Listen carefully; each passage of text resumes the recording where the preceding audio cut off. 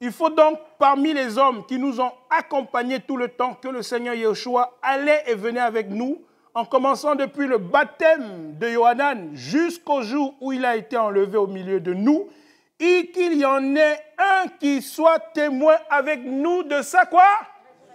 Y avait-il des femmes à la résurrection ou pas? Il y avait des femmes à la résurrection ou pas? Voilà. Et Pétros dit qu'il faut qu'il y ait un homme qui soit témoin depuis le commencement jusqu'à sa résurrection. Et c'est ici un des points phares pour lequel nous disons que s'il y avait une possibilité, par exemple, au sujet des femmes dans l'Église, de pouvoir accéder à l'apostolat, ils auraient choisi les premières femmes à qui l'ange du Seigneur avait parlé. Est-ce que vous comprenez? Parce que ce sont elles qui étaient les premières à recevoir le message. Mais Pétros dit qu'il y ait un homme. Je vais vous expliquer pourquoi, justement, l'apostolat n'est réservé qu'aux hommes. On parle de l'apostolat. Hein? Allons step by step.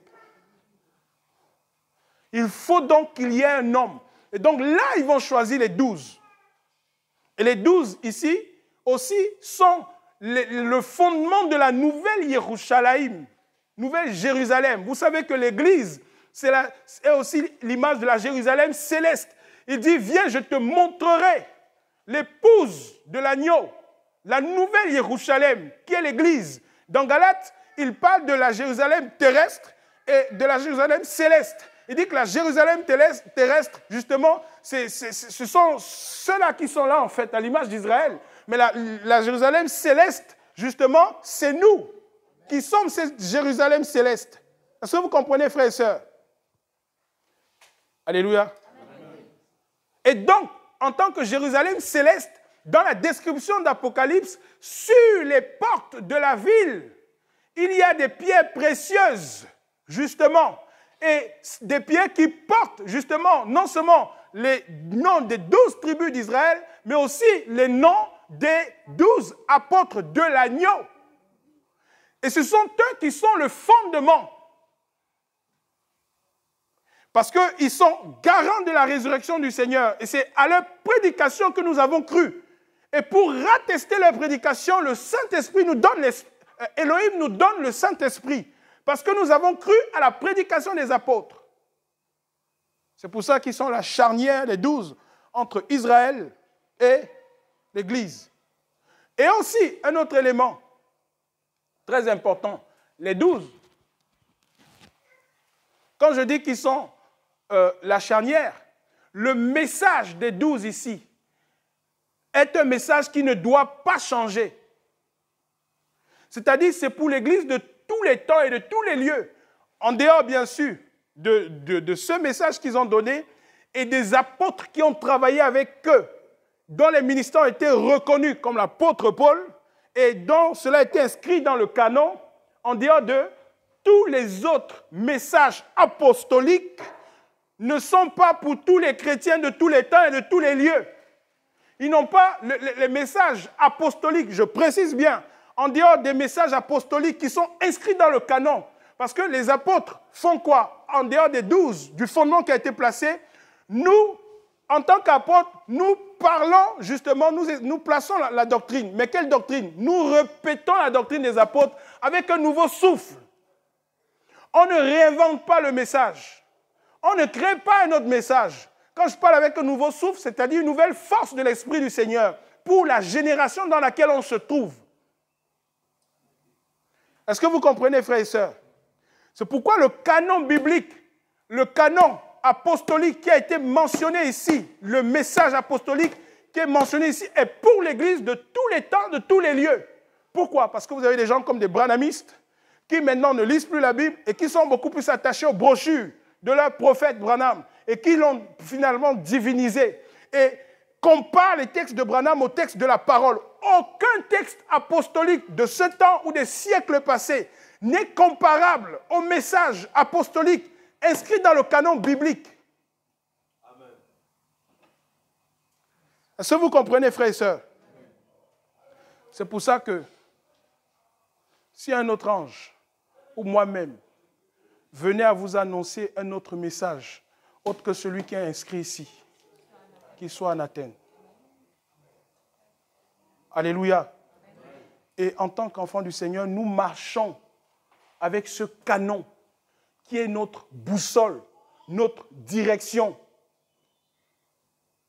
En tant qu'enfant du Seigneur, il faut toujours se référer au canon qui a été inscrit par les apôtres du Mashiach, parce qu'ils sont garants, témoins oculaires. Paul dit qu'il m'est apparu comme à l'avorton. Moi qui suis le plus petit, et par la grâce du Seigneur, son apostolat a été reconnu par les 12. C'est pour ça que c'est inscrit dans le canon. Vous avez ce qu'on appelle des apocryphes, qui ont été écrits aussi par beaucoup d'autres personnes. Et certains sont aussi mentionnés en tant qu'apôtres. Mais les 12 apôtres n'ont pas reconnu leurs écrits. Ils n'ont pas reconnu les écrits, authentifié leurs écrits. Ce qui est mentionné dans la Nouvelle Alliance sont des écrits authentifiés par les 12. Comme quoi, ce qui est écrit est conforme à la vérité. Alléluia. Exemple, les 4 évangiles. Matthéos, il était parmi les apôtres. Marc, dans l'histoire, Marc, c'est lui qu'on appelle encore Jean-Marc. Si vous avez entendu parler de Jean-Marc dans le livre des Actes des Apôtres, il est dit qu'il était très proche de l'apôtre Pierre et que c'est l'apôtre Pierre qui lui aurait dicté l'évangile qu'il a écrit au sujet du Seigneur. Vous avez Lucas, qui était aussi très proche de Paul.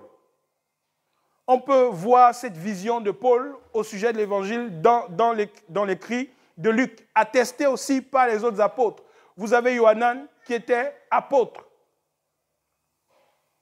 Donc les 4 évangiles ont reçu le sceau des apôtres comme étant la version authentique de la vérité au sujet de la mort, de la résurrection du Seigneur et de comment il a vécu. C'est pourquoi, frères et sœurs, faites très attention, faites extrêmement attention. Quand les gens vous disent non, tel évangile contredit l'autre, tel évangile contredit l'autre, vous ne faites pas que vous opposez à l'écrit, mais vous vous opposez au témoignage apostolique. Et vous vous opposez au fondement de l'Église.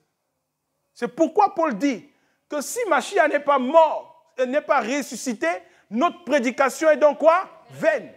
Et nous sommes encore dans nos péchés. Parce que la résurrection est la raison d'être. La mort et la résurrection, c'est la raison d'être de l'Église.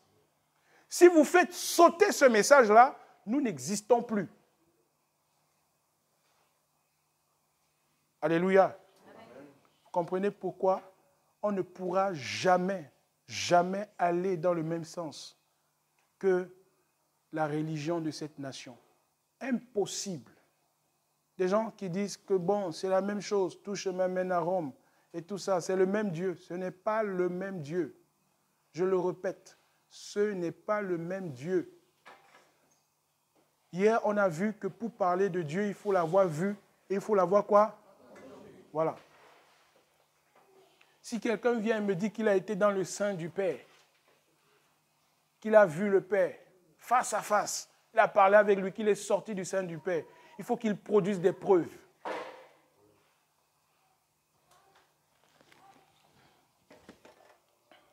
Donc, les 12 ont un message qui ne peut pas être changé.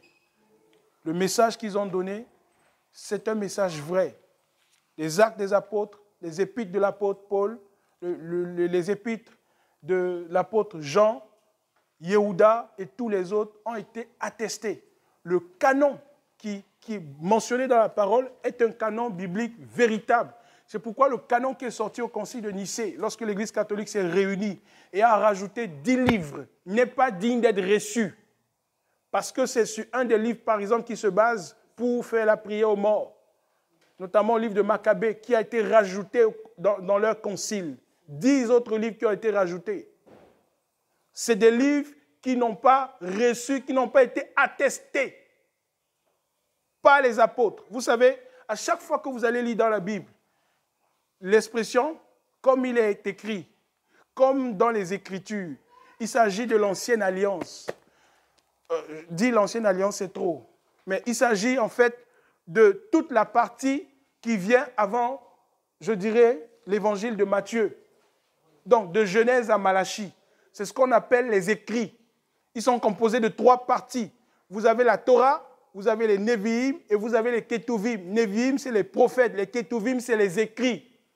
Et si vous prenez une Bible juive, elle contient exactement le même nombre de livres que nous avons dans cette partie-là. Est-ce que vous me comprenez? C'est un peu dur. Voilà. C'est exactement. Et c'est pourquoi quand des gens disent non, nous on a la Torah, nous on a l'évangile, et puis on a le 3e là qui est venu là. Comprenez mon langage, hein? C'est un problème. Parce que s'ils avaient lu la Torah véritable, qui est là, on a la Torah. Vous savez c'est quoi la Torah? Hein? S'ils avaient lu la Torah, ils auraient compris qui est le Mashiach. Est-ce que vous comprenez? Parce que le débat, je l'ai dit hier, le débat, ce n'est pas de savoir qui est Dieu, qui n'est pas Dieu. Le débat, c'était de... Et jusqu'aujourd'hui, si vous rentrez dans une société juive, la grande question au milieu d'eux, c'est quand viendra le Mashiach? Parce que les 613 commandements qu'ils pratiquent, en fait, ils le pratiquent en attente de la venue du Mashiach. Et ils savent que le seul qui aura la capacité d'accomplir l'ensemble des 613 commandements dans leur entièreté, véritablement, c'est le Mashiach. Et donc, voilà. Et donc, c'est lui qui viendra leur introduire dans l'accomplissement de tous les 613 commandements. Comprenez-moi très bien. Et c'est pour ça qu'il s'est levé beaucoup de Mashiach au milieu d'eux. Des hommes qui se proclamaient Mashiach, qui ont été suivis finalement par des foules, et après qu'ils sont morts. Vous comprenez? Et ils se sont rendus compte après que ce n'était pas le Mashiach. Est-ce que vous me comprenez? Et donc, justement, pourquoi est-ce que nous disons que c'est le Mashiach? Parce qu'eux, ils attendaient, et justement, dans les prophètes, les apôtres l'ont dit aussi. L'apôtre Paul le dit quelque part dans Amos chapitre 9. Il y a 2 venues du Mashiach. Il y a ce qu'on appelle le Mashiach qui vient, le Messie souffrant, qui vient dans les souffrances, selon Amos chapitre 9, qui dit « Je relèverai la cabane, la tente de David qui est tombée ». C'est une image, c'est une prophétie au sujet du Messie qui vient et qui doit passer par la mort et par la résurrection pour que nous ayons la vie. Ça, c'est la première venue. Et il y a la 2e venue du Mashiach qui vient en gloire. Et eux, de l'autre côté, eux, ils attendaient ce Messie-là qui allait venir. Boum, je suis le Mashiach, suivez-moi. Et puis, tac, rassemblement de toute la nation, résurrection des morts, etc. Et Yeshua, quand il arrive, il dit, le royaume des cieux ne vient pas en frappant les regards. Oh, quelle sagesse. Parce que la sagesse infiniment variée du Père n'est pas telle que nous pensons. Il ne va pas dans le sens de la pensée humaine. Il dit, le royaume des cieux est au milieu de vous. Amen? Mais que fais-tu? Que fais-tu? Es-tu le Mashiach ou bien devons-nous en entendre un autre? Il dit, allez lui dire cela. Après, il dit, qu'êtes-vous allé voir au désert? Hein? Un roseau agité par le vent? Quelqu'un habillé avec des vêtements des palais somptueux? Non. Je vous dis ici, il parle de Salmon. Ici, il y a plus que Salmon. Ici, il y a plus qu'un prophète. Ici, il y a plus qu'un roi. C'est le Mashiach. Frère. Et c'est pourquoi, maintenant que l'œuvre de la croix s'est produite, il reviendra. La parole nous dit qu'il reviendra sur les nuées. Au cri d'un archange, au son de la trompette, les morts en Christ ressusciteront. Et nous, les vivants, nous serons transformés. C'est le message attesté par les apôtres. Ils ont mis leur sceau sur cette prédication pour dire à l'Église, attendez patiemment et assidûment la venue du Maître. Et la parole des apôtres était l'encouragement vis-à-vis des frères à persévérer. C'est pourquoi les apôtres ont un message de persévérance. Ils édifient l'Église, ils fortifient l'Église, les disciples, à persévérer dans l'attente du Maître. Parce que le découragement est facile, frère. Regardez toutes les exhortations de l'apôtre Pierre, de Yohanan. Il dit à Kyria, je me réjouis de ce que tes enfants marchent dans la vérité. Pétros dit que c'était parlant de l'espérance dans 1 Pétros chapitre 1, le verset 5 là-bas, quand il dit que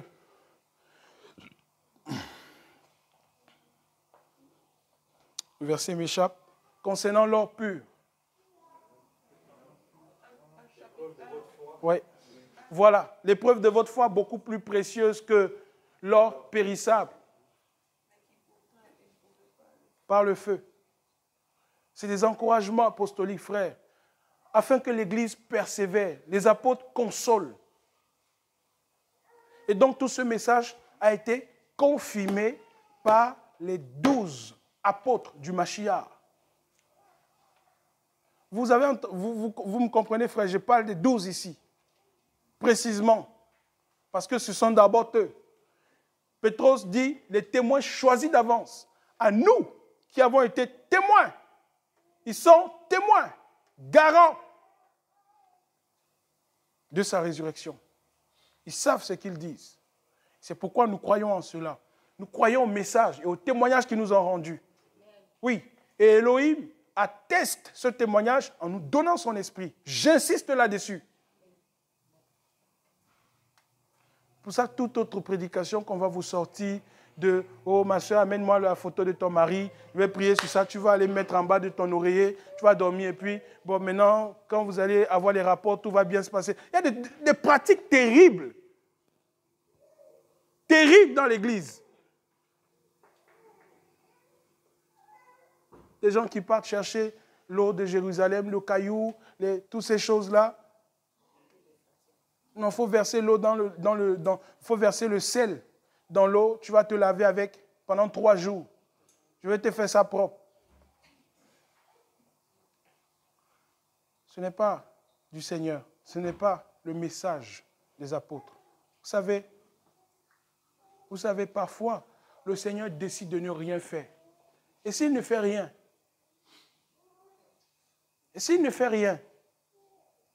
Parfois, le Seigneur décide de ne rien faire. Il n'y a rien, il n'y a pas de miracle, rien, pas de signe, pas de prodige, rien. Tu vas continuer à le glorifier? Tu vas continuer à le louer? Tu vas continuer à rester attaché à lui?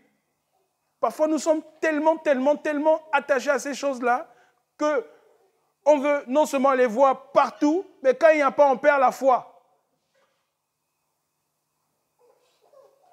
Vous savez, la marche chrétienne, là, frère, ce n'est pas la vitesse. Ce n'est pas une vitesse. C'est une marche. C'est une marche. Parfois, beaucoup sont zélés au départ, mais n'arrivent pas au bout. Parfois, beaucoup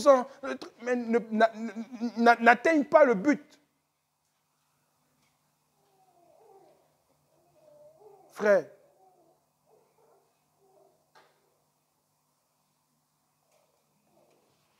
avançons. On était dans quel livre? Hein? Ok. Donc,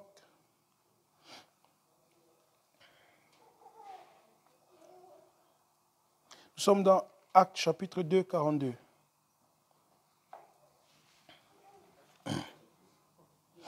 Actes 2, 42.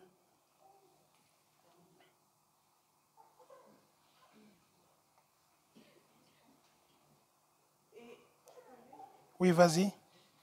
Et ils persévéraient tous dans la doctrine des apôtres, dans la communion fraternelle, dans la fraction du pain et dans les prières. Continue. Et toute âme avait de la crainte. Et beaucoup de prodiges et de signes se produisaient par le moyen des apôtres. Mais tous ceux qui croyaient étaient ensemble dans le même lieu et ils avaient tout en commun. Ils vendaient leurs propriétés et leurs biens et les distribuaient à tous, selon les besoins de chacun. Chaque jour, ils persévéraient tous d'un commun accord dans le temple et rompant le pain de maison en maison, ils prenaient leur repas avec joie et simplicité de cœur, louant Elohim et trouvant grâce auprès de tout le peuple. C'est bon. Amen. Le dernier élément que je veux dire au sujet des 12 particulièrement, c'est que la parole dit qu'ils persévéraient dans l'enseignement de qui? Or, le Seigneur Yeshua leur avait dit, ce que vous lierez sur la terre sera quoi? Ce que vous déliez sur la terre sera quoi? Parfois, quand on lit ça, on lit les démons. Il faut attacher les démons. Vous les attachez, mais tous les jours, ils sont à votre porte. Oh ouais. Au sujet des esprits démoniaques, on ne marche pas sur les démons. On n'écrase pas les démons. On les chasse. Ils sont là pour opérer. C'est le Père qui leur donne la possibilité d'opérer et d'agir et de faire ce qu'ils font. C'est pourquoi nous les chassons au nom de notre Seigneur. Voilà. Nous les chassons. OK. Deuxième élément à ce sujet, c'est que quand il dit ce que vous lierez sur la terre sera lié, ce que vous délierez sur la terre, c'est au sujet particulièrement, parce que c'est un thème qui est connu parmi les Juifs, c'est au sujet de l'enseignement. Ça touche particulièrement l'enseignement. Par exemple, dans Actes chapitre 15, les apôtres ont délié. Comment est-ce qu'ils ont délié? Ils ont accepté, bien sûr étant conduits par l'Esprit du Seigneur, l'entrée des goïms, des non-juifs, dans l'ecclésia. Ils auraient pu bien s'opposer à cela. Ils auraient pu bien lier. Mais à ce niveau, ils n'ont pas lié, ils ont délié. Est-ce que vous me comprenez? Est-ce que vous me comprenez, frère? Donc, ça veut dire quoi? Ça veut dire que, je reviens sur la question du canon. Tout ce qui est mentionné là, dans ce canon, est une vérité absolue et inchangeable. Qu'un prophète ne sorte pas avec des visions, de rêves qu'il a eus pour venir vous dire que non et tout ça, Paul est misogyne, Paul n'aime pas les femmes, Paul n'aime pas ceci. Vous avez de plus en plus de gens qui disent ce genre de choses-là. C'est des ouvriers trompeurs, de faux témoins qui disent ce genre de choses-là. Parce que les apôtres ont placé leur sceau à la prédication de l'apôtre Paul. Donc les 12 ont la capacité de lier et de délier, c'est-à-dire les enseignements validés par les 12 apôtres sont pour l'Église de tous les temps et de tous les lieux. Aucun autre livre, je répète, aucun autre écrit, livre ou quoi que ce soit ne peut être rajouté ou ne peut venir remplacer ou s'égaler, je ne sais pas à quoi, aux écrits apostoliques, sous aucune forme. Tous les autres, et justement, parlons de ça, des autres apôtres. Les autres apôtres, justement, à ce sujet, qu'est-ce qui se passe? Eux, ils sont dans les écrits. On va prendre par exemple l'apôtre Paul, qui, parmi tous les autres apôtres, en dehors des 12, est certainement le premier par rapport à ce qu'il a vu. Il dit, en dernier lieu, j'ai vu le Seigneur comme à l'avorton, il m'est apparu et il cite le texte, vous le connaissez. Donc, en dehors des 12, le fondement, il y a tous les autres apôtres, notamment avec Paulos, qui est qui est apôtre, qui a son apostolat, qui a été reconnu, qui a été attesté. Ils lui ont donné la main d'association. Il a fortifié l'Église, il a enseigné les frères, il a édifié l'Église. Et en dehors de Paulos, il y a les autres apôtres ensuite que l'on peut connaître. Mais Paulos est le premier. Alors, concernant tous les autres ministères, là on est dans Actes chapitre 8 maintenant. Tous les autres ministères apostoliques. C'est quoi l'apostolat? Apostolat, apôtre, signifie tout simplement, ça vient de l'hébreu shalia, ou bien shalach. Je ne sais pas comment prononcer ça, mais c'est ça, voilà. Amen. Shalach, du grec apostolos, et du français apôtre, qui signifie tout simplement envoyé. Donc c'est quelqu'un qu'on envoie, c'est quelqu'un qui est envoyé. Et c'est pourquoi le premier apôtre dans l'Église, c'est notre Seigneur Yeshua. Pourquoi? Pourquoi? Parce que Hébreux chapitre 3 dit, Frère, considérez en effet le grand apôtre de notre foi. Lisons ça d'abord. Prenons d'abord ce texte-là. Parlons un peu de Yeshua, l'apôtre. C'est Hébreux 3 ou Hébreux 5, le premier verset comme ça par là. Vas-y mon frère. Oui. C'est pourquoi, frères saints, participants de la vocation céleste, considérez attentivement l'apôtre et le grand prêtre de notre profession, Yoshua Mashiach. Voilà. Considérez le grand quoi? Le grand prêtre et le grand apôtre. Il met grand devant. Le grand prêtre et le grand apôtre de notre foi. Qui? Yeshua. Amen. Est-ce que tu peux dire avec moi, Yeshua, le grand apôtre? Pourquoi? Parce qu'il est celui qui a été envoyé par le Père pour venir accomplir une mission au niveau des humains et porter un message.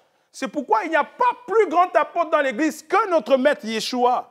Que personne ne se positionne en grand apôtre des nations, en grand apôtre de quoi? Le seul grand dont la parole a mis bien grand, un grand G, apôtre dans l'Église, c'est le Seigneur. Tous les autres sont des apôtres simples. Frère, quand tu vas découvrir que tu es appelé à l'apostolat, ne te fais pas appeler grand apôtre.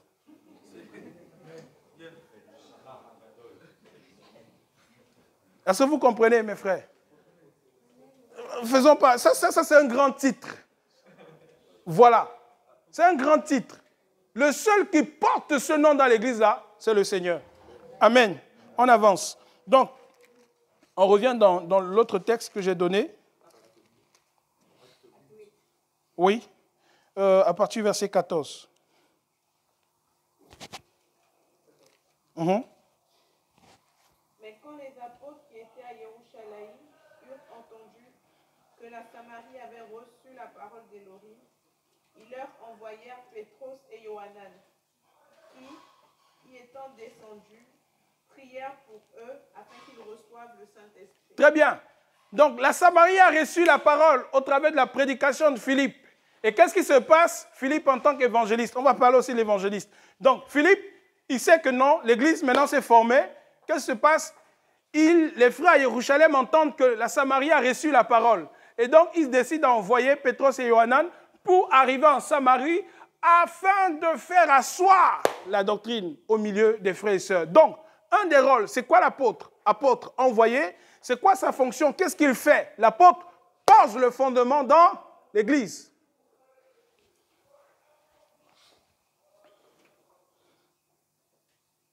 Alléluia. Allez-y, notez.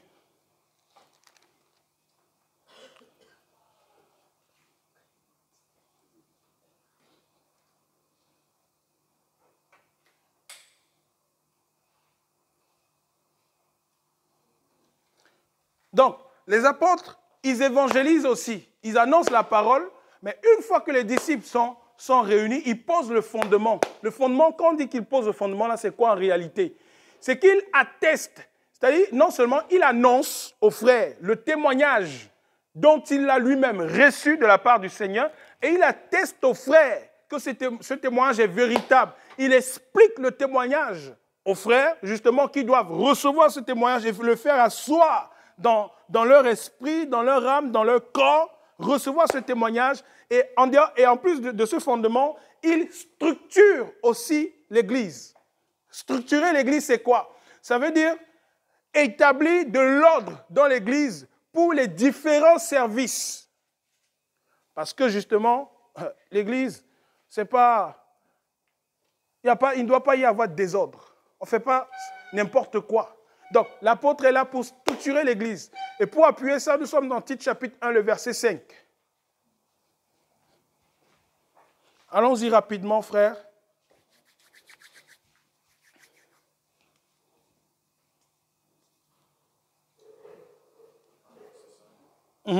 La raison pour laquelle je t'ai laissé en Crète, c'est afin que tu achèves de mettre en ordre les choses qui sont laissées de côté. Parfait. C'est afin que tu achèves de mettre en ordre les choses qui sont laissées quoi? De côté. La raison pour laquelle je t'ai laissé en Crète, il a laissé qui? Tite en Crète. Afin que Tite, avec le sceau, le mandat apostolique de l'apôtre Paul, qu'il puisse mettre de l'ordre Donc Tite ne s'est pas levé de sa propre autorité pour le faire. Il a eu le mandat de l'apôtre Paul.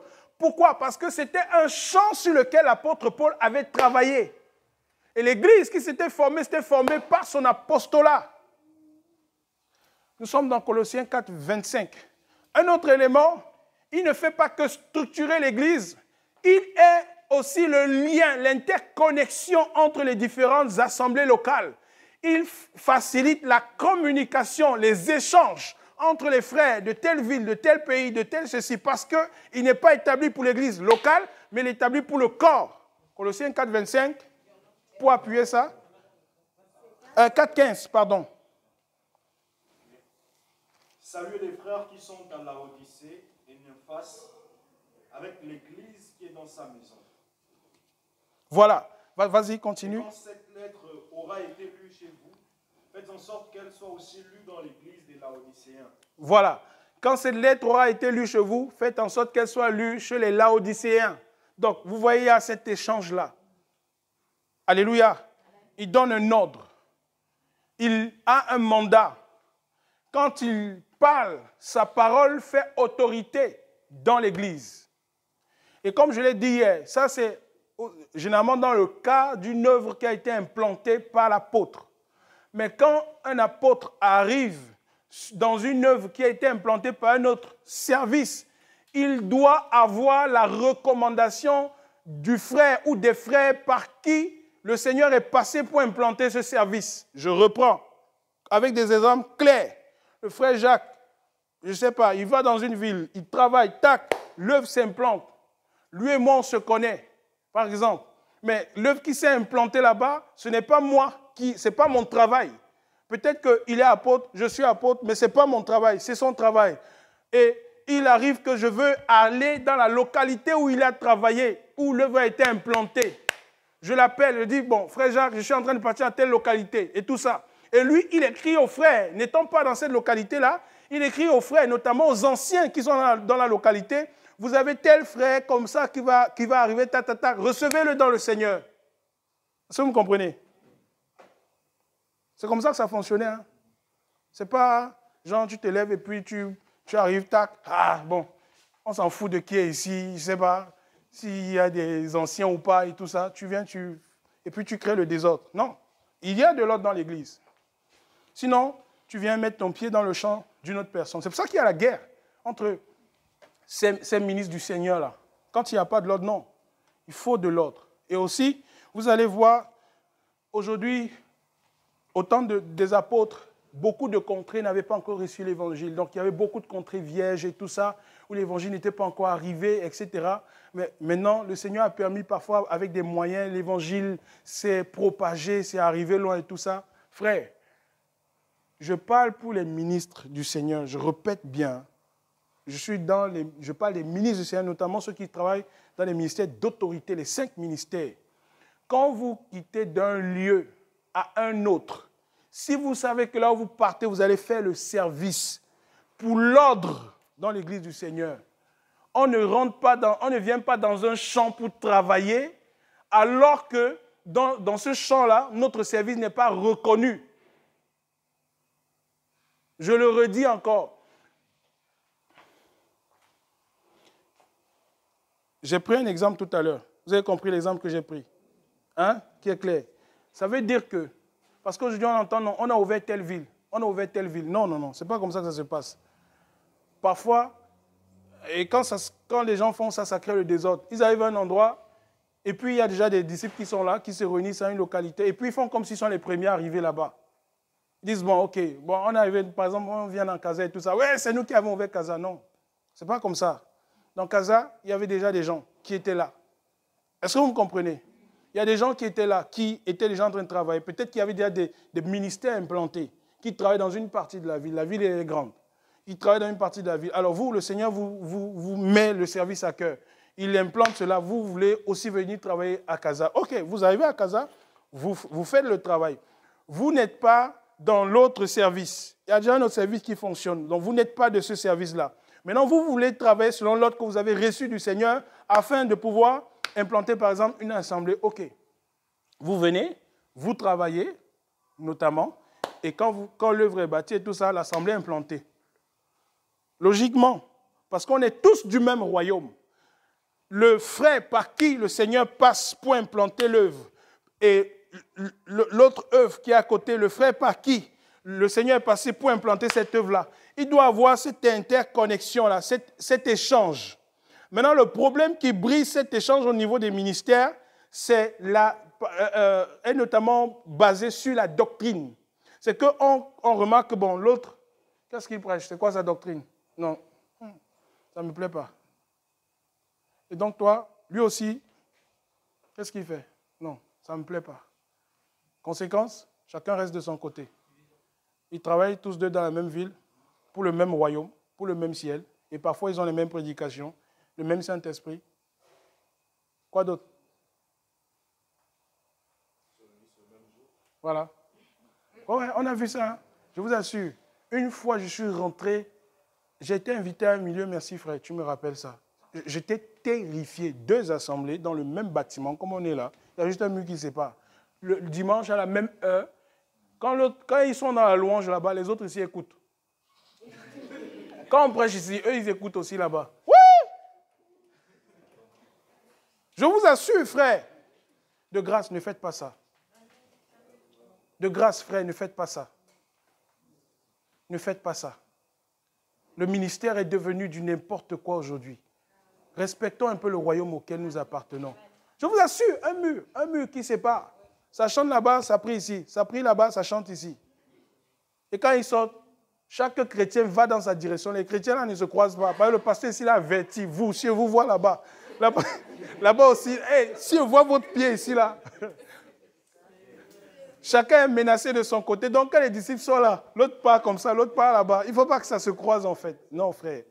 Et c'est pour ça qu'on manque d'efficacité aujourd'hui.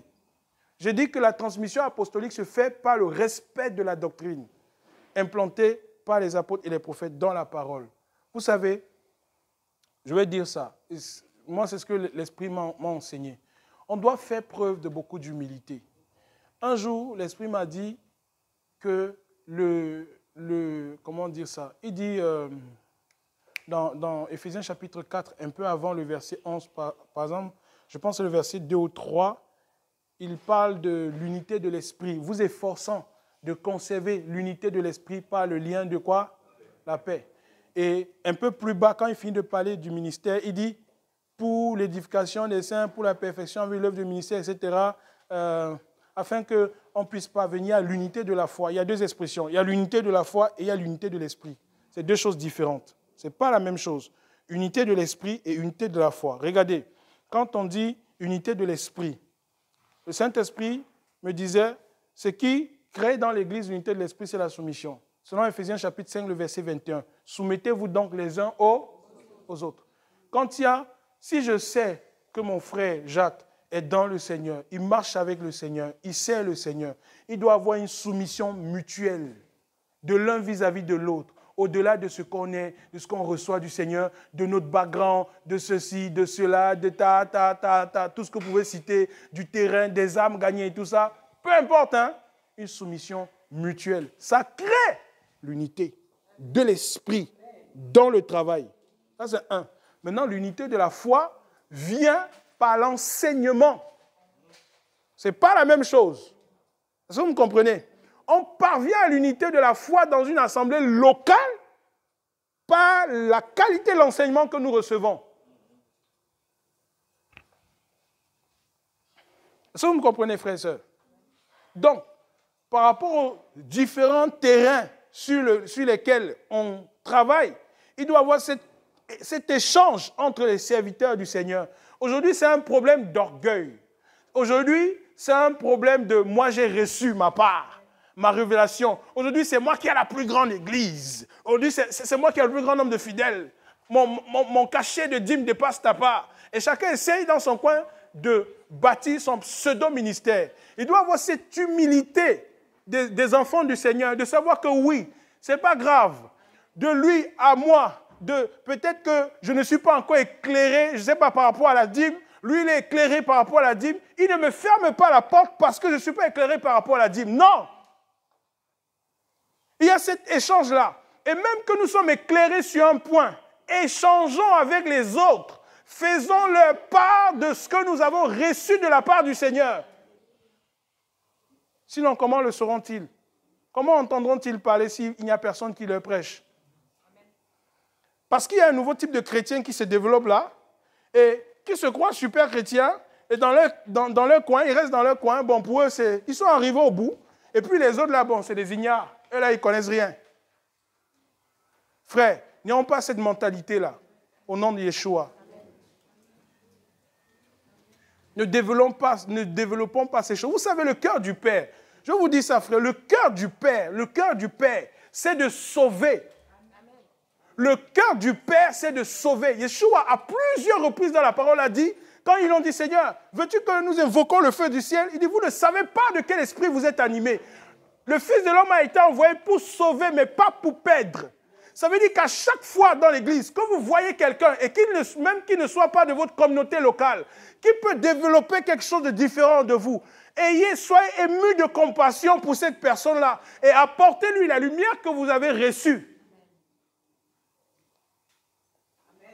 Maintenant, dans l'église, quand donc la sœur Anne vient me dire, frère, Dieu prend soin, vraiment, bon, ce que tu fais là, c'est un peu comme ça.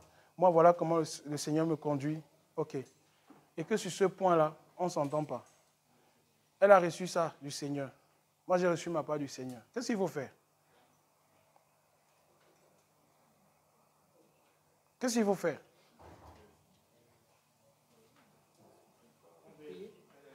Il dit qu'à chacun, la grâce a été donnée selon la mesure du don de la foi. Ça veut dire que tu es dans une mesure peut-être supérieure à celui qui est à côté de toi. Et que très facilement, quand tu lis la parole, tu trouves que non, la dîme, il ne faut plus la payer. Peut-être que l'autre à côté de toi n'est pas encore arrivé dans cette mesure. Ne l'envoie pas en enfer, s'il te plaît. Ne l'envoie pas en enfer. Ne l'envoie pas en enfer. À chaque fois que les disciples sont croisés à des points de la parole, on retourne à la parole. On vérifie ce que la parole présente. Et quand vous avez des personnes qui, après avoir vérifié, vous disent, bon, ok, tout compte fait, etc., il croit ce qu'il veut croire. Ne l'envoie pas en enfer. Prie pour lui. Prie pour lui. Il dit, peut-être que tu le sauveras. Vous avez lu ce texte, non? Oui. Il dit, peut-être que tu le sauveras, tu le gagneras. Il faut prier. Et un des problèmes, justement, par rapport à la division dans l'église, c'est qu'on ne prie pas assez les uns pour les autres.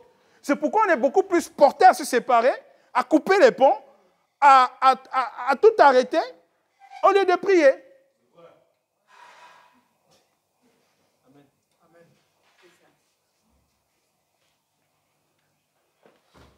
Vous n'irez pas dans le royaume des cieux seul. S'il voulait le royaume seul, il ne serait pas descendu vers nous. Tu ne te retrouveras pas à la table du Seigneur seul. Faites attention, frère. Faites attention à cette vision du chrétien seul. Bon, tout qu'on fait, c'est moi seul. Bon, si moi je suis sauvé, il n'y a pas de souci. En tout cas, je me cache. Et je m'en fous des autres. Vous savez, frère, l'église c'est un corps. Alléluia. L'église c'est un corps. L'église c'est un corps. Vous croisez un frère, vous croisez une sœur, qu'elle soit de votre communauté locale, qu'elle soit d'une autre communauté locale. Encouragez-vous. C'est la parole du Seigneur, on n'a rien d'autre à parler. Peut-être dans les encouragements, dans le message, dans ce que le Seigneur a déposé dans ton cœur, fortifiez-vous sur la parole. Il n'y a rien qui nous lie en dehors de la parole. Oui. Il n'y a rien qui nous lie, rien. Quand j'ai commencé à travailler, à un moment, comment dire ça, à Ulfa là-bas, on travaillait, on était avec des frères, on se réunissait et tout ça.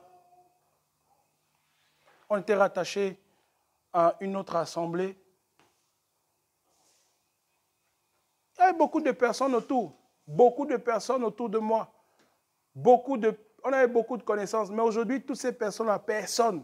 Et j'en ai croisé un la dernière fois, Et je lui disais, par exemple, parce que parmi ces personnes de ce temps-là, le frère Eman, il est là. Il était là, on était ensemble. Je lui disais, tu vois ce frère-là, lui et moi, si on est encore ensemble jusqu'aujourd'hui, c'est parce qu'il y a une chose qui est restée au milieu de nous, c'est la parole. C'est parce qu'il aime la parole. Tous les autres, les ponts se sont arrêtés à cause d'une seule chose, c'est la parole. Pourquoi? Ce n'est pas moi qui ai coupé les ponts, non. Non. Moi, j'ai dit à un que non, si tu n'es pas marié et que tu couches avec cette fille, tu es dans le péché. Il m'a dit, ok, d'accord, il n'y a pas de souci, je vais rester dans mon coin. J'ai dit, ok. Oui, c'est pas moi. Oui. La preuve, c'est que, par exemple, c'est un cas concret que je vous donne. J'envoie des invitations, je passe le bonjour, ça va mon frère, comment tu vas, etc. Et aussi longtemps que c'est possible, je l'encourage. Oui. Parce que le cœur du Seigneur, c'est de sauver. Je n'ai aucun intérêt, frère, aucun, à ce que ce frère-là aille en enfer. Je n'ai aucun bénéfice qu'il soit perdu pour l'éternité. Donc, s'il y a un travail à faire, frère, c'est de travailler à ce que les âmes soient sauvées. Et pour ça, on est prêt à tout. C'est-à-dire, s'il faut parler, reparler, annoncer l'évangile jusqu'à ce qu'il soit sauvé, prier, jusqu'à ce que le Seigneur se révèle à lui.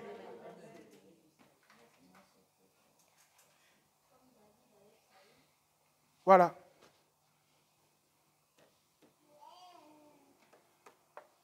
Oh, mes frères.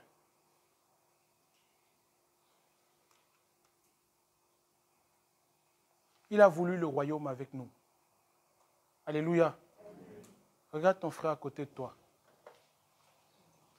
Regarde ta soeur.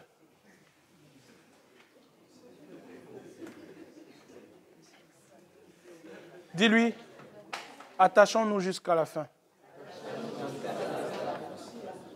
Dis-lui, dis à ton frère, je veux hériter le royaume avec toi.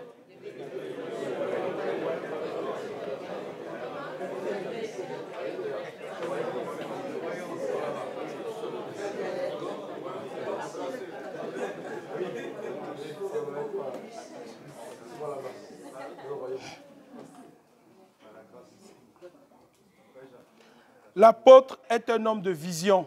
Il a la vision de l'œuvre. Il sait quelle direction il doit prendre. C'est quelqu'un qui a la vision,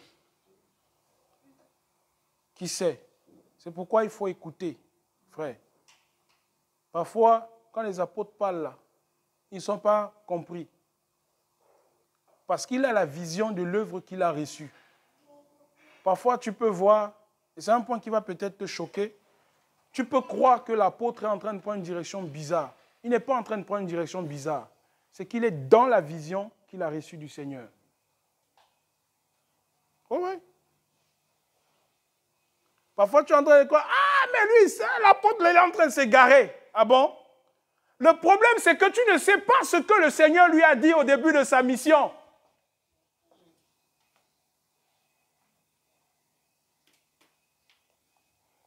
Et toi, tu viens, tu rentres, tu te mets en plein milieu de sa vision, po! Tu dis, bon, il t'a parlé, c'est vrai, mais bon, voici ma parole. Prends la direction là. Ah bon? Ah. C'est pour ça, frère, dans le Seigneur, quand vous ne comprenez pas les choses, taisez-vous. C'est un secret que je vous partage. Quand il y a des situations, si tu ne comprends pas la situation, tais-toi. Ne cours pas le risque de combattre le Seigneur. Oui, oui. Personnellement, hein, le Seigneur me l'a appris. Quand je vois peut-être un frère, il fait ça, tata, il ne comprend pas. Mais je sais qu'il aime le Seigneur. Je sais qu'il marche dans le Seigneur. Je sais qu'il se sanctifie. Je sais qu'il s'attache avec le Seigneur. Mais bon, la direction et tout ça, je ne comprends pas trop et tout ça. Frère, écoutez, je ne me mets pas sur son chemin pour dire, hey, maintenant tu ne passes plus. Bon, moi je suis plus grand que toi. J'ai reçu ta vision avant toi. Voici plutôt comment il faut marcher. Ouais, c'est ce qu'on fait aujourd'hui, hein. Puis tu deviens maintenant prophétesse des conseils. Et quand elle quitte l'église, elle dit non, je suis parti là-bas parce qu'ils ne m'ont pas écouté. Hein. Moi, j'ai parlé beaucoup, ils ne m'ont pas écouté. Ah bon? J'ai parlé, ils ne m'ont pas écouté. Non. Non, frère. Non. Écoutez, chaque service dans le Seigneur va être jugé. Et il y a un seul juge dans l'église, c'est le Seigneur. Donc, quand tu ne comprends pas, écoute, écarte-toi. C'est toi qui l'as appelé. Dites-moi, c'est toi qui l'as appelé. C'est toi qui... Tu étais là au début de son appel. Tu ne sais même pas où il va. Laisse-le, il fait son chemin. Toi, fais ton chemin. Si tu as reçu ta part aussi, si tu as, je ne sais pas, si tu vois mieux, fais ta part. Laisse qu'il aille au bout. Fais ta part. Et personnellement, c'est ce que le Seigneur me donne de faire. Je ne comprends pas là, frère. Je mets de côté. Ok, mon frère, vas-y. Je sais, je suis persuadé qu'au bout de la course, tous les ministres du Seigneur vont passer au tribunal. Oui, comme je n'étais pas appelé là, il va rendre compte. Ok, moi, j'ai fait ma part. Selon ce que j'ai reçu aussi. Je sais que je vais rendre compte. Oui. Je ne me place pas sur son chemin. Parce que l'apôtre est un homme, je répète, de vision et de direction.